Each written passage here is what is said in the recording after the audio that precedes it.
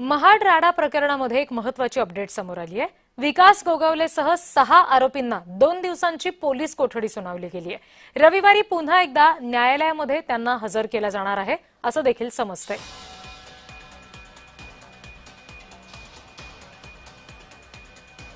आज दोन्ही साइडचे आरोपी हजर केले। मी विकास गोगावलेकडून मी स्वतः आणि भिसे वकील जे आहेत त्या मी वकीलपद दाखल केलं।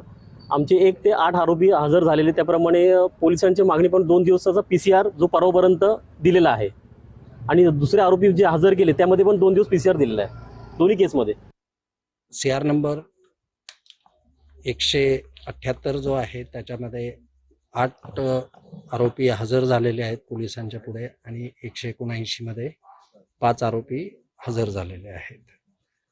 त्यांची अटकेची पुढची प्रक्रिया पार पाडण्यात आलेली आहे आणि त्यानंतर त्यांना माननीय न्यायालयासमोर हजर करण्यात आलेलं आहे।